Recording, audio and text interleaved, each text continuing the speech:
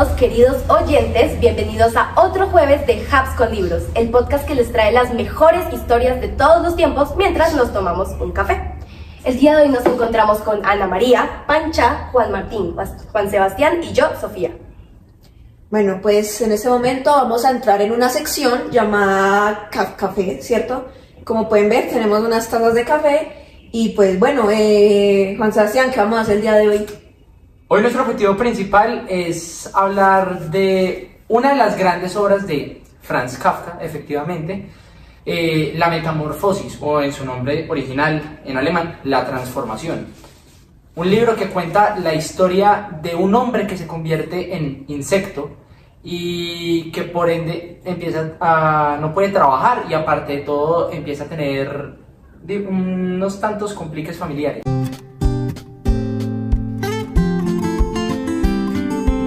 Bueno muchachos, yo creo que es muy importante para esto saber quién fue Franz Kafka. Franz Kafka, como contexto, fue un escritor muy influyente en la literatura del siglo XX. Él se caracterizaba mucho por utilizar el arte expresionista y existencialista en sus obras, ahondando más en el tema del comportamiento del hombre desde un punto de vista de la frustración, de la angustia, entre otras emociones. Franz Kafka nació el 3 de julio de 1883 en Praga, en el seno de una familia judía. Desde su infancia, siempre le gustó la escritura. Sin embargo, su padre no le apoyaba mucho en este aspecto. De hecho, por ello, empezó estudiando en la Universidad Química para luego, a petición de su padre, pasarse a la carrera de Derecho. Ya para el año 1907 empezó a trabajar en una empresa de seguros, la cual pudo articular mucho con la escritura. Empezó a escribir sus primeros relatos, entre otras cosas. Ya para 1914, él tomó una decisión muy importante y es abandonar su hogar para independizarse. De hecho, fue en esta etapa de su vida que llevó a cabo la elaboración de La Metamorfosis.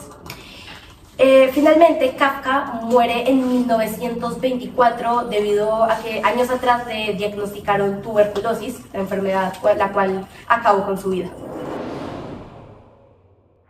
A mí, pues, personalmente me parece interesante la época en la que Kafka desarrolló la metamorfosis, porque pues en pleno siglo XX las personas, había un auge de liberalismo en el mundo, de hecho, entonces es interesante articular la historia y el contexto en el que se estaba viviendo en ese momento con la metamorfosis, de hecho. Bueno, y otro aspecto muy relevante es que, digamos, en esta época también se estaba dando lo que era como la eficacia, como la productividad del hombre, como algo más no como alguien, tratándolo de esa manera, ¿sí? Hubo como una clase como de alienación, perdón, que básicamente es como la pérdida de identidad, como de la autenticidad de la misma persona. Entonces yo creo que Kafka en el libro pudo reflejar de manera explícita lo que significa la alienación, y eso es relacionado completamente como al contexto en el que él se encontraba para la época. Claro, porque dentro del libro llega el momento en el que es el primer día en el que el personaje principal no va al trabajo e incluso, o sea, después de 5 años de estar yendo responsablemente, falta un día y como claro, el trabajo en esa época y reflejado en el libro era importantísimo, era casi que la identidad de las personas en ese momento. Llega el gerente y le dice que es un irresponsable porque faltó un día. Entonces eso refleja mucho la importancia que tenía en ese momento el trabajo, que se veía más a la gente como para producción, para que hicieran, para que trabajaran más que como lo que eran como personas. No, a mí en realidad me parece más interesante aún, es que, o sea, se puede ver en el personaje que las personas propiamente se creen lo que son, pues, que son unas máquinas de trabajo. Porque Samsa, Gregor, en ese momento, lo primero que pensó cuando se vio en este estado fue en tratar de encontrar la manera para llegar al trabajo. Entonces, o sea, me parece incluso más allá de lo que la sociedad, pues, obligó a Gregor a estar en ese punto, me parece incluso más grave que Gregor, o sea, se lo cree, o sea, acepta su posición como una máquina de trabajo.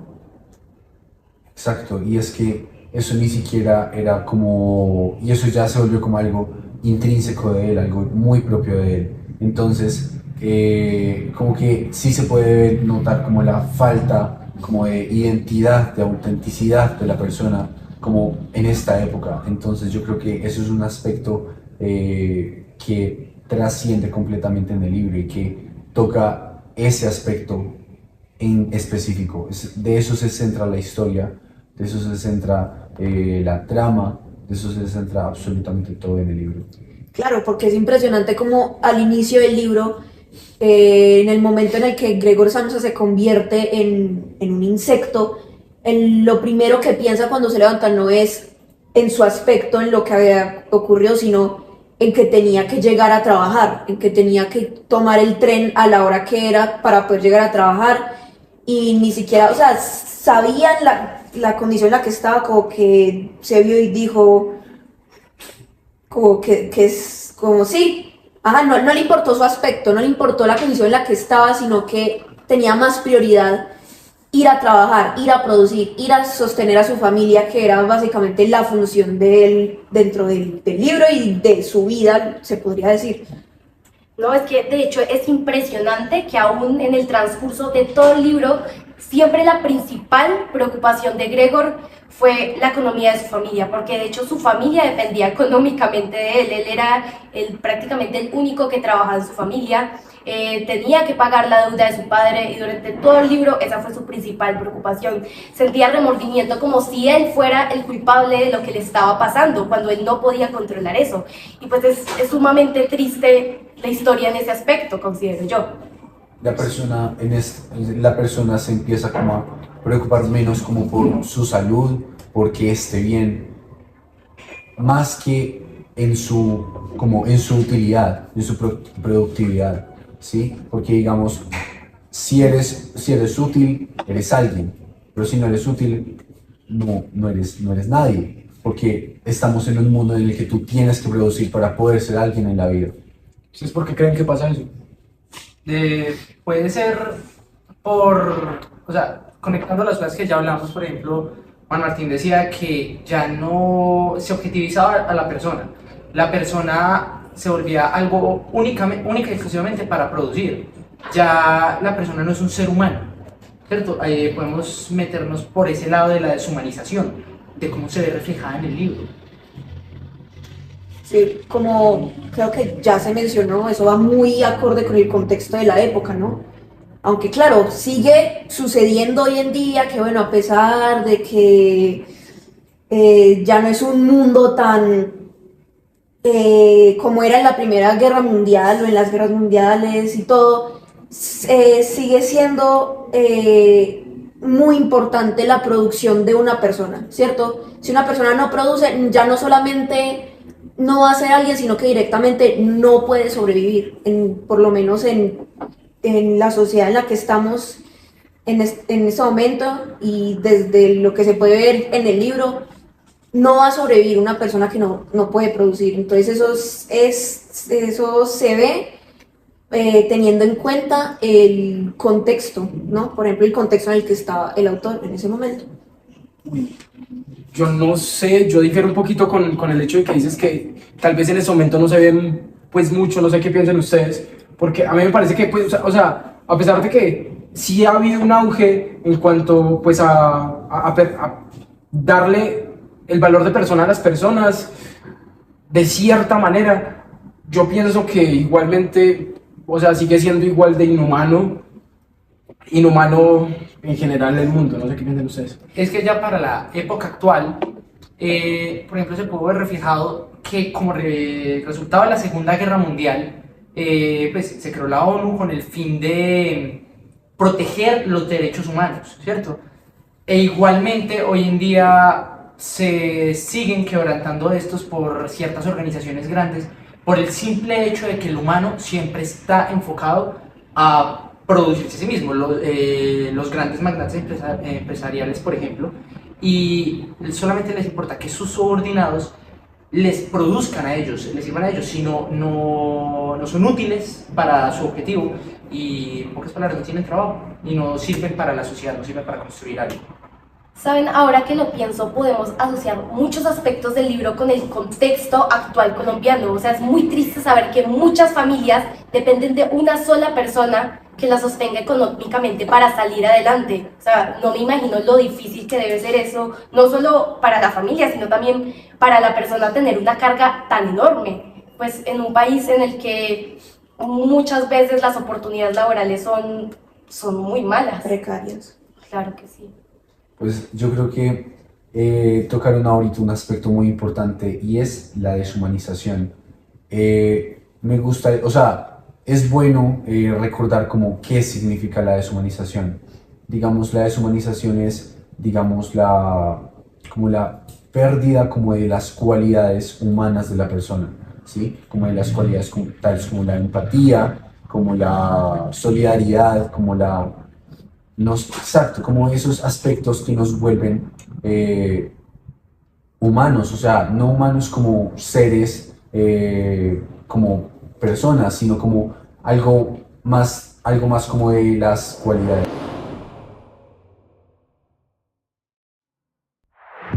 Oigan, ¿saben? Me surgió una duda. ¿Por qué el autor decidió convertir a Gregor en insecto?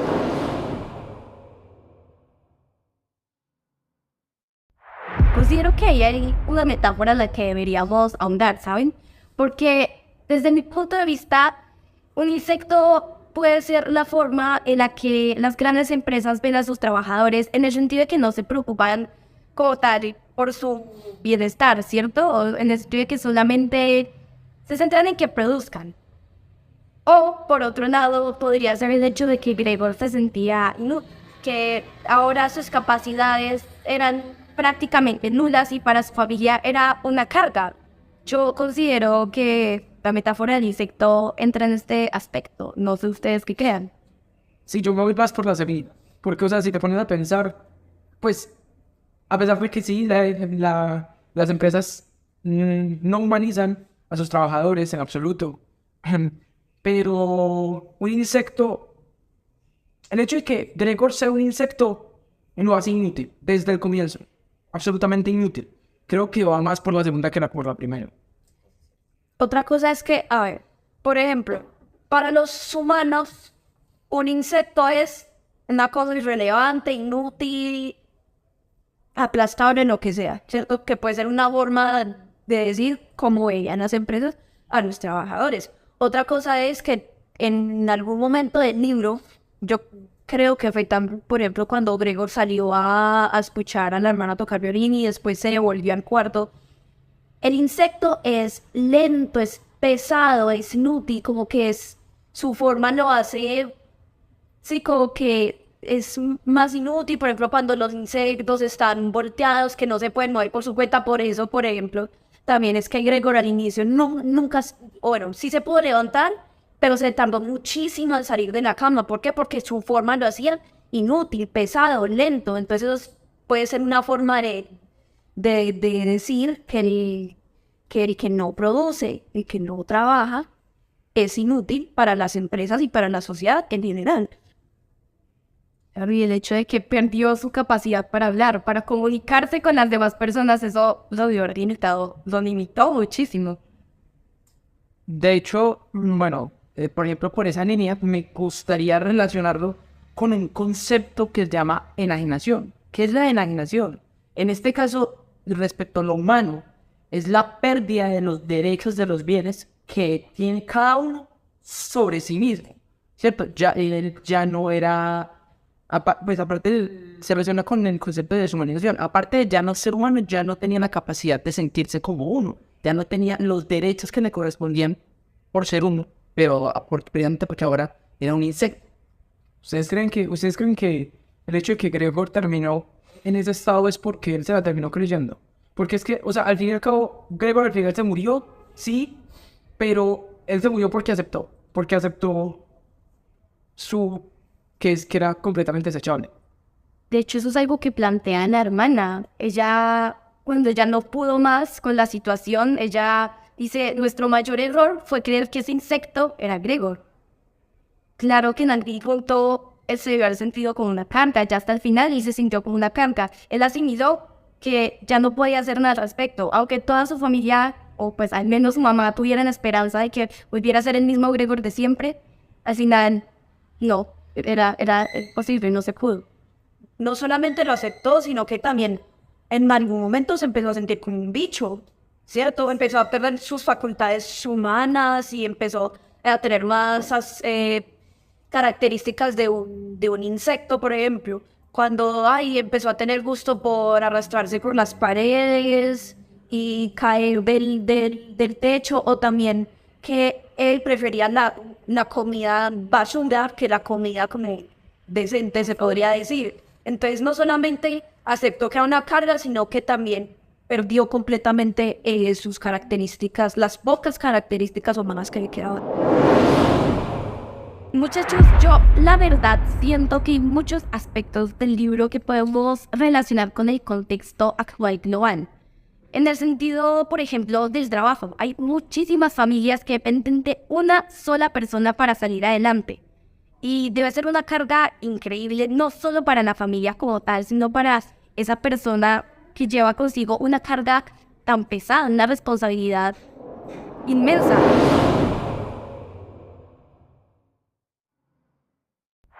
De hecho, eso se puede ver desde el principio del libro, cuando Gregor, al despertar como un insecto, lo primero que piensa es, voy a perder el tren, y eso fue lo primero que le preocupó, y de hecho fue una de sus mayores preocupaciones durante todo el libro, porque lo repetía una y otra vez, ¿cómo va a salir adelante mi familia? Yo era el que mantenía a mi familia. Entonces siento que ese es un aspecto muy importante que toca el libro, muy relacionado con nuestra sociedad actual. Yo personalmente pienso que en el contexto particular de los AMSA hay un factor diferencial y es que, seamos sinceros, o sea, la familia de Gregor era horrible con él y se estaban aprovechando completamente de que él trabajaba. O sea, eso lo podemos decir completamente, porque es que, o sea, de hecho, ni el papá ni la mamá, entre otras cosas, eran útiles. O sea, si no hubiera sido porque Gregor se volvió un bicho, pues el papá y la mamá se hubieran seguido aprovechando de él perpetuamente. Porque, o sea, a ver, Gregor estaba justo y toda la cosa. Y se podía empezar a dar sus lujos y todo, y estaba pensando meter en el conservatorio a la hermanita y todo. Pero estaba justo era porque los papás también éramos aprovechados.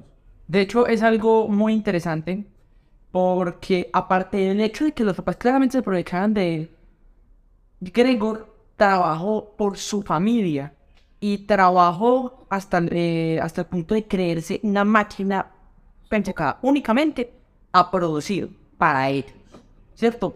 Y sí, se refleja también en todos los momentos a lo largo del libro que él pensó en su trabajo y en su familia.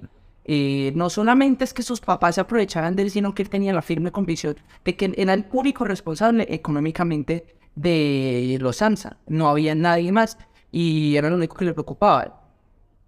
Otra cosa también muy importante, no es solamente como trabajar, sino qué tipo de trabajo va a ejercer una persona, porque no es que, bueno, sí, con tal de que usted trabaje, haga lo que quiera, no. Porque, por ejemplo, ¿cuál era la diferencia entre lo que es el trabajo de Gregor, por ejemplo, con la pasión y en lo que le gustaba hacer a la marca, ¿no? Que era una cosa distinta a tocar el violín, eso es lo que le gustaba a ella. Pero vean que la idea de Gregor era meterla a ella en un conservatorio, pero ella realmente ella como que escondió eso que a ella le gustaba. No se trata solamente del hecho de trabajar, sino qué tipo de trabajo, qué importancia tiene ese trabajo, qué trabajos son más importantes que otros en la sociedad en la que vivimos, ¿no? Porque claramente va a tener más peso viajar, negocios, ventas, yo no sé qué, que cosas como, yo quiero tocar el violín, ¿no? Entonces, no solamente, o sea, ya de por sí es deplorable, es triste que solamente la utilidad de solamente, que es la utilidad que solamente tiene una persona de trabajar, sino también qué trabajo va a ejercer. También considero que es muy importante la perspectiva de la familia, ¿saben? Porque cuando Gregor era una persona trabajadora que llevaba dinero a la casa, ellos lo tenían como una figura en la cual estar orgullosos.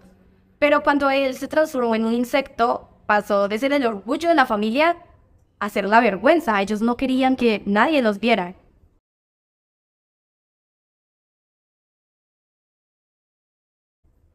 Así, es verdad. Y además es que también cualquiera que veía a Gregor tenía, o por lo menos desde el inicio, cualquiera que no fuera la hermana. Obviamente ella ya después explotó y toda la vaina, pero todos los que veían a Gregor se asustaban, se asqueaban, lo que fuera.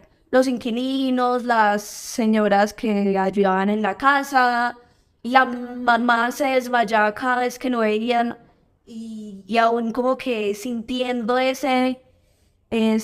que su hijo todavía estaba ahí, era incapaz de verlo, se desmayaba cada vez. Si nos ponemos a ver, en realidad, yo creo que el único personaje del libro que le dio valor a Gregorio, en realidad, fue la segunda empleada de servicio que tuvieron. O sea, a pesar de que o sea, le da un valor, sí, como un bicho, que pues era lo que era en ese momento, por lo menos daba un valor. O sea, Le generaba curiosidad, sí, claro, por ejemplo, ahí empieza a jugar la enajenación. Para el resto de personas que rodeaban a Gregor, no tenía ningún bien, ningún derecho por el hecho de ser lo que era, o sea, era igual a nada. En cambio, esa linda empleada por lo menos le reconoció algo, algo de lo que tenía, y lo reconoció como un ser, por lo menos. Un insecto. Por otro lado, y ya tomando al libro por lo que es, ¿cierto? Dando pues por hecho que del hecho de que Gregorio fuera un insecto es una metáfora, ¿cierto? Hacia un bicho, dejémoslo como un bicho. O sea, si lo ponemos en vida real, es algo muy relatable, por decirlo de alguna manera. Porque al fin y al cabo, el bicho se puede retratar en muchas cosas. Digamos, una persona enferma puede llegar a ser un bicho. Porque es inútil. Claramente, no puede producir nada para la sociedad, por lo cual no es humano. Pero es muy triste que esa persona, aunque se salga de sus manos la problemática, se sienta una carga. Siento que él mismo pierde su valor como algo que no sea el culpable de eso. Yo creo que eso también es como un producto de la sociedad en la que vivimos, de la economía en la que estamos basados. Digamos, tanto en la época en la que estaba el libro como actualmente, ¿sí? Porque, digamos, los dos contextos que presentan tanto el libro como se vive actualmente, son como dos realidades que se pueden como entrelazar muy bien, porque pues tocan aspectos muy importantes y que son comunes entre ambos. ¿Ustedes creen que el capitalismo hace que la sociedad se deshumanice en general? Sí, se podría decir que sí, pero no es como tal el capitalismo. Es la condición natural del humano de ser ambicioso. Porque, de hecho, el capitalismo, una de las ventajas que tiene es que, de cierta manera, reconoce los derechos del trabajador, ¿cierto? En ciertos casos. Pero esto, la mayoría de empresas, contextos, nunca se da. ¿Por qué? Porque los trabajadores siempre están hechos, contratados, están enfocados a producir al jefe. Al jefe no le importa si la persona está enferma, si la persona no está en la capacidad de hacer el trabajo. Solamente le importa que pueda darle dinero por la propia ambición que les estoy comentando. Por fuera de eso, nada tiene relevancia. Pero es que la ambición, digamos, el ser humano no nace ambicioso, lo vuelven ambicioso. O sea, tú no naces con el predeterminado que vas a ser ambicioso. O sea, la misma sociedad, o sea, ni siquiera tanto la economía, es la misma sociedad en la que tiene infundida este mismo concepto de la ambición, ¿sí? De siempre querer más, aunque ya tengas más de lo necesario. Desde que uno nace, la sociedad lo está preparando para que en un futuro produzca, ¿no? Es tan fácil como la educación. O sea, un niño nace y es el mismo sistema siempre. Nace, preescolar, colegio, universidad y a trabajar. Claro, obviamente cuando el niño está chiquito, sí, ay, oye, ¿qué te pasó? Venga, no sé qué. Hay un poco más de cercanía con él. Pero en una universidad, por ejemplo, en una universidad, un estudiante es un código más. Los profesores no se saben el nombre del estudiante, no saben quién es, no les importa quién es, solamente pase, estudie porque usted tiene que trabajar, ya. Usted tiene que buscar un futuro, usted está aquí porque ya, tiene que buscar un futuro. Además, porque por ejemplo en este momento, ya como que nosotros ya decidimos que queremos seguir ese mismo camino, ¿no? Porque sí, porque ya desde chiquitos, ay, oye, ¿tú qué quieres estudiar? Entonces llega uno a ya los grados mayores, décimos, lo que sea, y uno ya dice, yo en la universidad quiero estudiar esto y yo quiero trabajar en esto. O sea, uno ya desde que nace, ya en la sociedad, en la economía en la que se está, no decide por uno lo que uno va a hacer cuando sea grande, que sí, uno puede escoger la carrera, yo no sé qué, y eso, porque obviamente hay casos donde los niños, los jóvenes no pueden escoger qué quieren hacer, porque los papás se los imponen. Por ejemplo, también, como en el caso de Franz Kafka, que el papá quería que fuera abogado, o él quería que estudiara derecho, perdón, pero él su pasión era la escritura. Pero pues igualmente, sí, una mayoría tiene la capacidad de escoger qué quiere hacer, pero igualmente, o sea, se sigue el mismo camino, porque independientemente de lo que escoja, es para el mismo fin, todos, producir plata, trabajar, economía, y es el mismo camino siempre. Entonces, yo creo que pues no nos vamos a centrar claramente como en qué quiere estudiar el niño, qué quería estudiar el niño actual. Más centrándonos en, bueno, sin centrarnos en eso, pero haciendo algo hincapié pues en esto que también es muy importante. La persona no busca, bueno, o sea, hay casos en los que la persona no busca tanto qué lo hace feliz para estudiar, sino algo que le genere plata, algo que le genere ingresos, cosa que también, o sea, la persona prefiere ya tener cosas materiales como a tener como lo que le gusta, hacer lo que le gusta, levantarse todos los días y hacer lo que le gusta.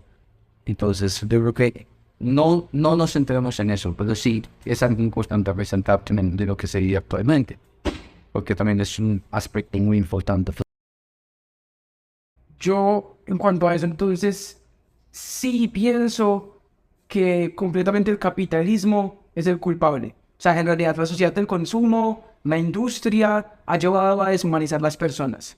Y pues, en mi opinión, no, porque da para eso. O sea, la persona no nace ambiciosa, ¿cierto? Sino que el capitalismo lo lleva a eso. La sociedad del consumo lo lleva a eso, producir lo lleva a eso. Tú desde chiquito te están formando, como lo dijo Ana María, para trabajar. Es tan fácil como decir, eres alguien si puedes dar algo a la sociedad. Esas son pocas palabras. Exactamente.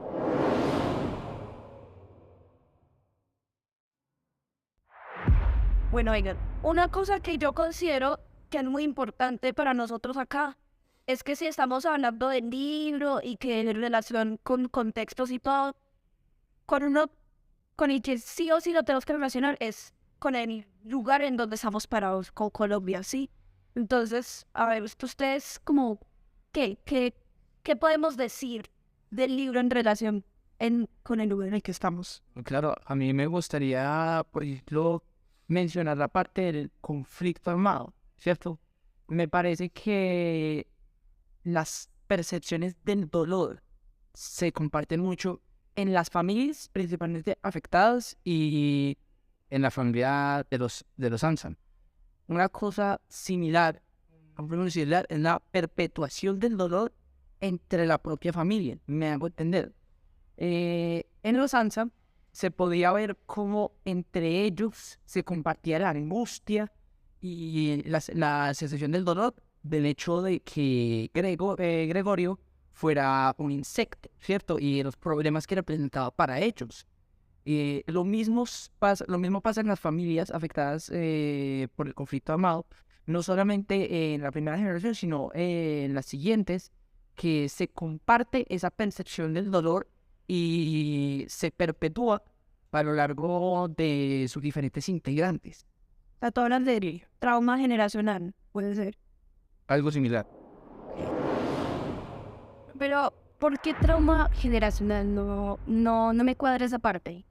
Un ejemplo, digamos, mi abuela trataba muy mal a mi mamá. Sí, pues un ejemplo casi hipotético. Mi abuela trataba muy mal a mi mamá, no le daba cariño, yo no sé qué. Ella replica las actitudes en mí. Y sí, y cuando yo tenga hijos, replico esas actitudes con mis hijos. Sí, es como un ciclo, me hago entender.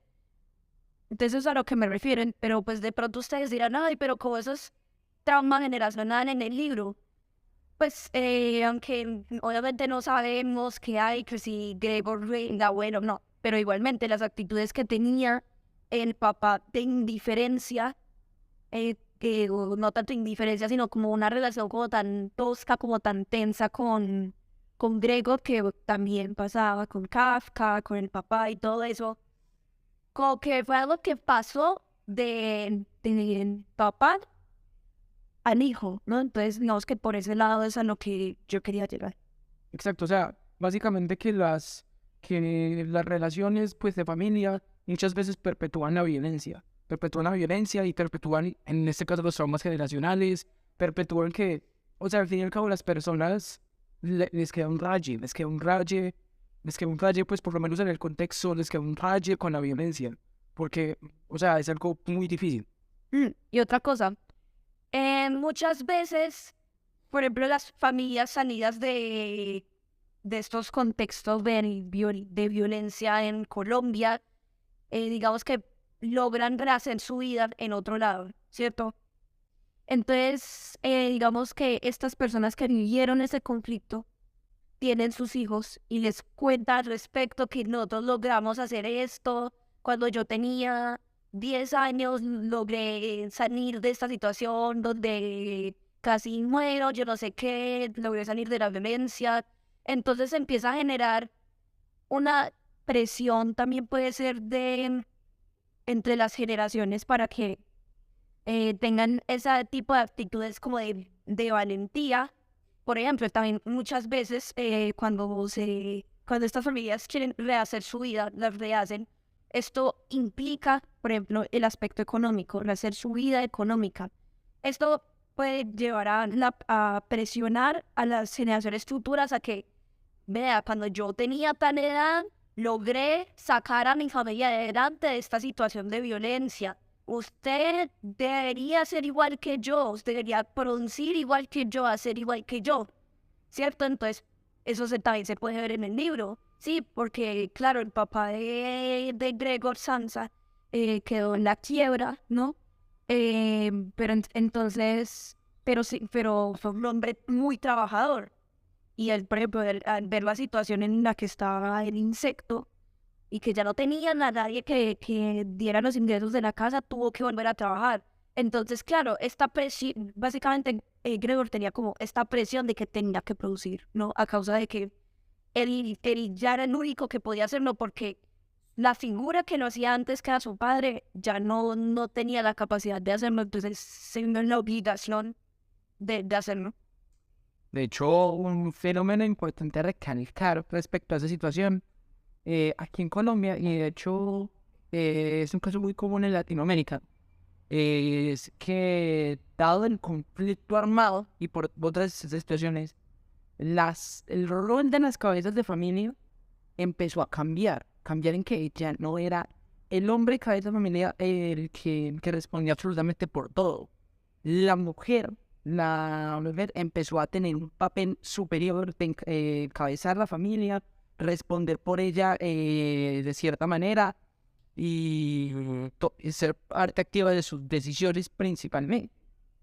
Pues a pesar de que no veo tanta relación con el tema, porque hay que hacer hincapié del contexto en el que estamos hablando, porque no estamos hablando de una sociedad colombiana de acá urbana, ¿cierto? Sino de una sociedad rural que en temas sociales es diferente. Es diferente.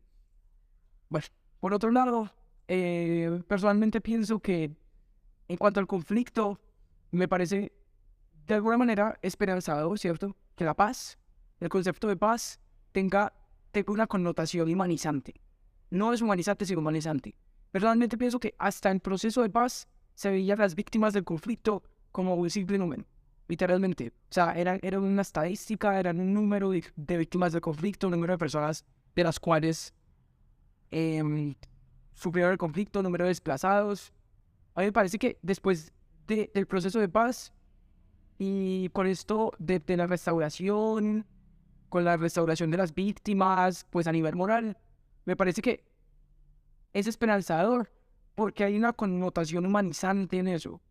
Hay una connotación humanizante porque está viendo a las víctimas no desde una perspectiva de un número más, un número alarmante y con una connotación muy negativa, pero no como un número más, sino como las víctimas por lo que sufrieron, por lo que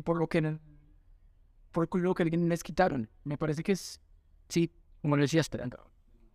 No, de hecho, siento también que se puede tocar desde un aspecto, como dijiste tú, del desplazamiento forzado. O sea, debe ser muy difícil para las familias adaptarse a una nueva situación. De hecho, tal como se vio en el libro, la familia Fanda fue prácticamente imposible el hecho de que se adaptaran por más que lo intentaran. Y es que fue un cambio muy abrupto. Estas personas no logran adaptarse a este tipo de cambios. Volviendo al tema del desplazamiento forzado, vivir siempre en un sitio y que de repente todo se destruya debe ser impactante.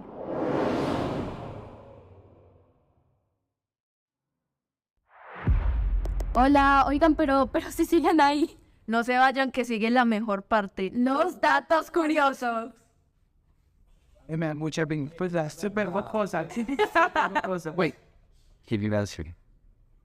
Bueno, el primer dato, igualmente yo creo que ya hemos mencionado, es la comparación de la relación de Gregor Samsa con su papá y de Franz Kafka con su papá, ¿no? Que en estos dos casos, el padre es una figura de autoridad que tiene una relación muy tensa con el hijo, ¿no?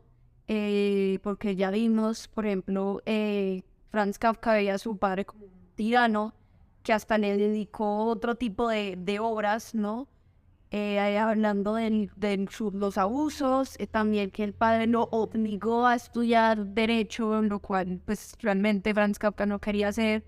Gregor Samsa también tenía una relación muy complicada con el papá. Por ejemplo, fue el propio papá el que lo hirió físicamente, ¿no? Porque fue el que le tiró la manzana, que se empezó a dañar, a descomponer y le dio una infección al insecto, ¿no? Entonces esta comparación, en general muchas obras, sino más bien la gran mayoría de las obras de Franz Kafka, en algún momento tienen en algún punto tiene alguna relación con la relación tosca que tenía con el papá.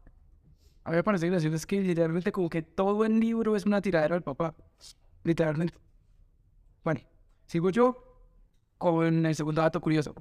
En realidad, Kafka jamás llegó a decir cuál era el significado verdadero de retratar a Gregor como un bicho. Porque es que en el libro, de hecho, ni siquiera se retrata como un bicho, sino como un ser. Un ser. O sea, ni siquiera nunca se llega a decir realmente qué era. Entonces, es eso porque eso abrió a que tantas metáforas que hay dentro del libro hicieran que el lector le diera una visión única al cuento. Bueno, ahora como un tercer dato curioso que la verdad me sorprendió bastante, fue que en primer lugar Kafka no quiso que en la portada de su libro hubiese un insecto, porque no quería que el lector se centrara únicamente en ese detalle y atribuyera la obra como una novela de ficción, porque de hecho él recalca que para entender el libro se debe tener en cuenta que es una historia sumamente real. Y aquí no podemos conectar con algo que ya había mencionado anteriormente, y es que el libro en realidad no se llama La Metamorfosis. Directamente su traducción del alemán al español es la transformación, cambio, mutación, entre otras. La metamorfosis como tal es una traducción de la mitología griega, la cual, si bien es aceptable, le atribuye al libro una aura paranormal, que es exactamente lo que no quería Kafka. De hecho, Jorge Luis Borges, él dice haber traducido algunas reacciones de Kafka bajo el nombre de la transformación. Sin embargo, el editor lo obligó a ponerlo como la metamorfosis porque el libro ya se había hecho famoso bajo este nombre y pues ya se atribuía directamente con el autor, ¿cierto? Con Kafka. Sin embargo, pues él dice en una prensa española del país que es una traducción completamente absurda decir una metamorfosis siendo una palabra tan simple del alemán. Qué gracioso que siendo un libro como una crítica al capitalismo, al mismo tiempo le cambiaron el nombre y le dieron un sinsentido por marketing. Sí.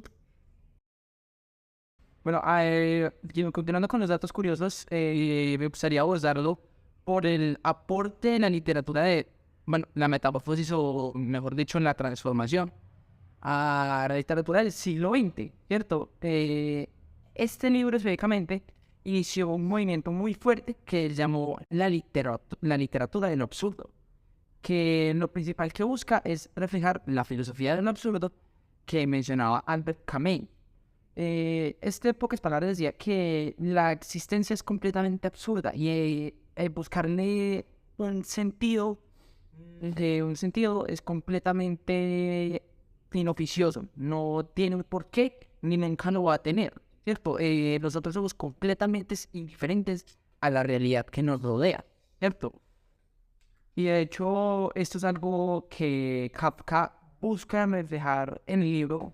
Y otro de los conceptos que maneja, volviendo a lo del bicho, es que no hay distancia casi entre ser un humano y ser un insecto. Sin ningún esfuerzo se puede pasar de un lado al otro, es un pasito nomás, ¿cierto? Y pues también mencionando otra vez la noción filosófica dentro de todo el libro, también es importante recalcar que cada párrafo que escribe Kafka tiene una connotación absolutamente existencial, lleva a cuestionarse muchos aspectos de la vida. Y en este caso se centra más que todo en eso, en el valor del ser humano y cómo estamos de cerca de ser lo uno o lo otro. Bueno, pues yo creo que es muy importante, pues es importante también como mencionar que, digamos, Kafka, también, pues como otro dato curioso, es que Kafka, como decía Ana, siempre hay como esas apariciones como de su vida, como, sí, como de su experiencia personal. Este libro es como el más autobiográfico que tiene él, ¿sí? Porque, digamos, él acá retrata de una manera completamente explícita la relación que él tenía con el papá, que como ya hemos mencionado una cantidad de veces, ha sido muy tosca, algo que es ya incluso conflictivo en algunas veces. Entonces, sí, pues, o sea, es algo supremamente importante y creo que y también creo que es como un tipo de conclusión, porque, digamos, abordamos este tema del papá, de la relación de Kafka y Gregor con los papás, pues, de cada uno. O sea, en casi todo y casi toda la grabación, porque, exacto, es parte esencial como de Kafka, como del autor, retratar como su vida en el libro, en la transformación. Qué interesante, pues yo no sé, Ana, a mí me gustan mucho los datos curiosos, yo no sé ustedes, pero pues yo creo que ya te busqué dar a mí me gustó mucho como que el podcast, hablamos de temas realmente relevantes.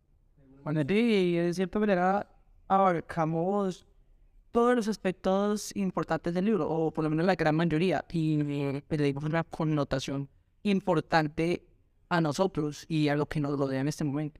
Yo no diría que todos, porque siento que Kafka es muy, muy específico con las metáforas que utiliza en su libro. Y yo no dudo que se nos haya pasado una que otra, la verdad. Una que otra, Un montón, la verdad. a las que quieras. Por cierto, a mí me parece muy impresionante que, siendo esto uno de los libros más cortos que toca leer, qué pena, pues que toca leer, le hayamos sacado tanto jugo, tanto provecho. O sea, sinceramente, además que esto, afortunadamente, era muy fácil de leer, pero que tan fácil era de entender. No, exacto, o sea, no tanto como de entender, porque Himen sí es como, es medianamente explícito en lo que quiere retratar, pero eso nosotros, ¿cómo lo podemos aplicar a nuestro contexto actual? Eso, ¿cómo lo podemos aplicar a la realidad de Kafka, a la misma realidad de la época, a nuestra realidad, a nuestro contexto? Difiere un poquito con lo que es fácil de entender, porque es que el libro, o sea, como creo que dijo Sofía, el libro no es ficción. O sea, el libro es realidad. Tiene elementos surrealistas y la banda y absurdos, que yo no sé qué, que un insecto, pero sigue siendo muy propio de la vida de la sociedad. Y relacionar el absurdo como eso, o sea, para mí tiene una connotación graciosa. Yo cuando me di cuenta del libro, qué gracioso, vamos a leer sobre alguien que se volvió una cucaracha. Pero, o sea, relacionar eso y darle un significado, yo creo que realmente es el verdadero reto de leer el libro. Pero cuidado, cucaracha nunca especificamos de esto fuera. En algún punto creí que fuera un escarabajo, pero leyéndolo bien me di cuenta, nunca dijeron exactamente qué bicho era. Es que, de hecho, para mí, y yo creo que, pues, para la mayoría de las personas, es lo que hace, eso precisamente es lo que hace a Kafka un escritor gigante, un escritor tan particular. De hecho, pues, es una cosa que es importante decir. Ese tipo de cosas, de lo que hablaba Anita, de que cosas tan pequeñas se les puede sacar tanto jugo, tanto provecho.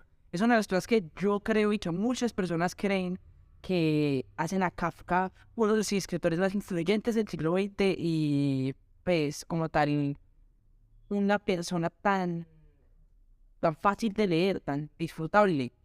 Todas sus obras son, aparte de que lo llevan a uno a pensar, a darle connotaciones existenciales de la nada, se disfrutan. Son tangibles para muchas personas. Yo no diría fácil, yo diría que son muy enganchadoras porque te ponen a pensar demasiado. Esa es la definición. Y yo creo que también es importante mencionar como, digamos, él estudió en el otro lado del mundo.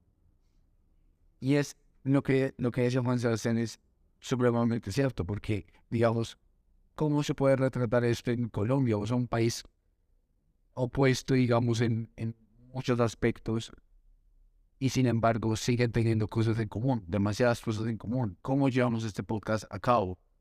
En gran parte como lo relacionamos a nuestro contexto colombiano, a pesar de que haya sido escrito en Europa. Sí. Bueno, algo sencillo. La verdad, pues espero que hayan disfrutado mucho la reseña, el análisis que le hicimos a este libro, que el resto de su día leen una calificación de 5. Y nos vemos en un próximo libro. Adiós. Chao, gracias.